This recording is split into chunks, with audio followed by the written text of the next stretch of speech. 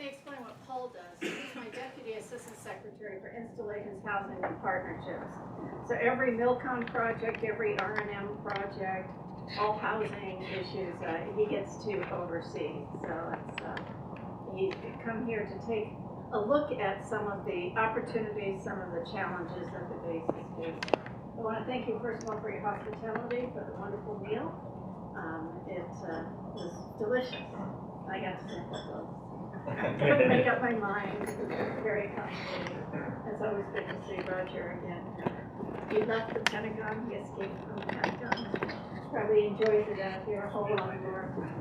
But the reason I came here is really to take a look at the installation, take a look at what the needs and requirements are, and to listen.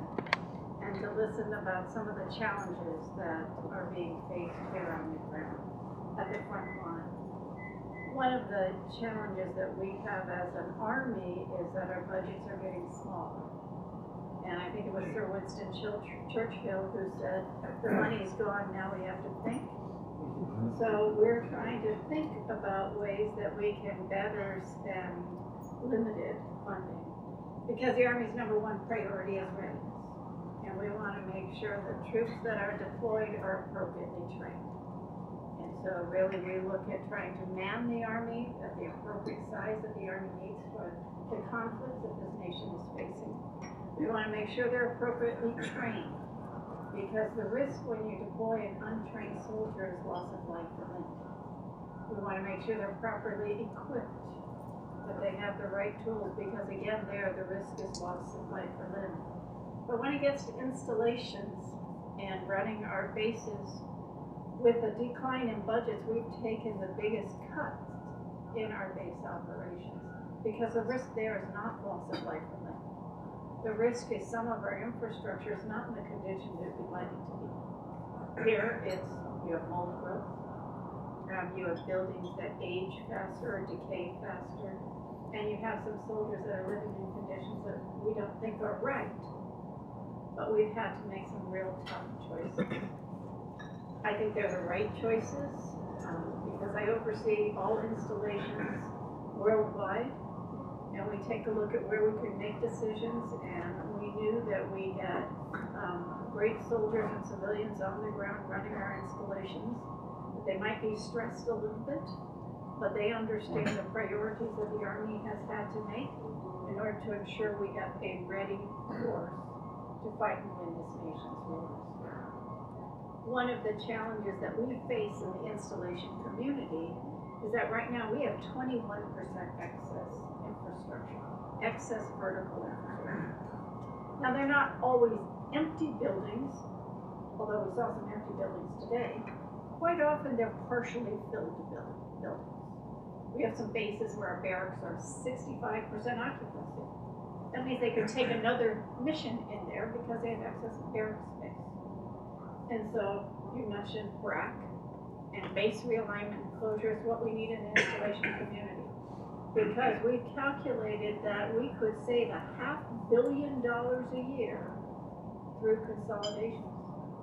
That would reduce our infrastructure about 5%. We have 21% excess. We think we could shave 5% off of that and still be in pretty good operating condition. And when we do the BRAC analysis, we go around to our installations, and Roger got this firsthand when he did the programmatic environmental assessment for downsizing the force. But we go down and take a look at our installations and determine those that have the best military value, that offer the best training opportunities or manufacturing opportunities, or have other testing capabilities, and we rack and stack them on a 1, 2, and list, 1 being the highest value and being the lowest value. We just finished doing this in Europe. We have 96 locations we looked at, and 90 to 96 are closing, and some of them are things that the Army just doesn't need anymore. They're leftovers from World War II. Well, in the Army, on Fort Jackson, we have leftovers from World War II. World War II, we were an Army of 8.3 million active duty. We're now going to be an Army of 450,000 active duty. You imagine how much excess infrastructure we have. We've nibbled away around the edges, but we still have a lot of excess. And so that's what we ask of you. People ask, how can you help your Army? You could help your Army by standing up and saying, we need a BRAC.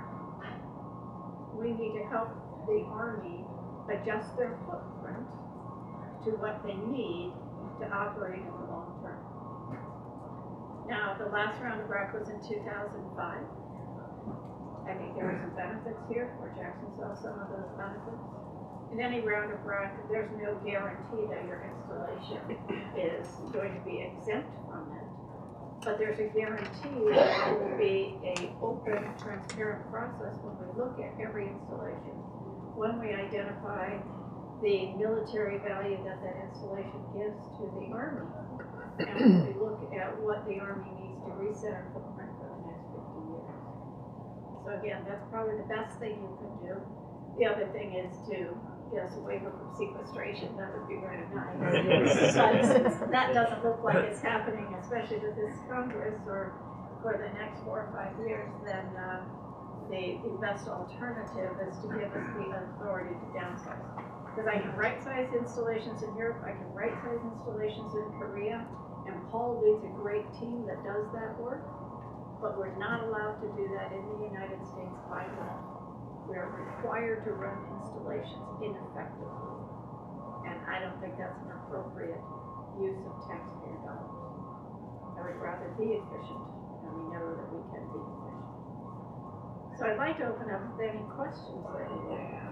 What's going on in the Army on installations? Yes, Hi, my name is Kevin Schwade. It's a question and a comment, but I think it's as you become the face of BRAC, because I think this community supports the concept wholeheartedly.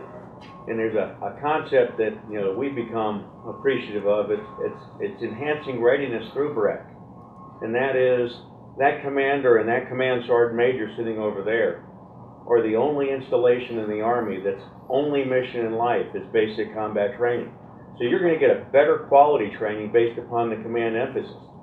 And as you BRAC down and right size, growing Fort Jackson so that you get that same quality of training and you get the economies of scale that come from that kind of growth can make a real difference, not only for the BRAC, but also in terms of Army readiness. right on target.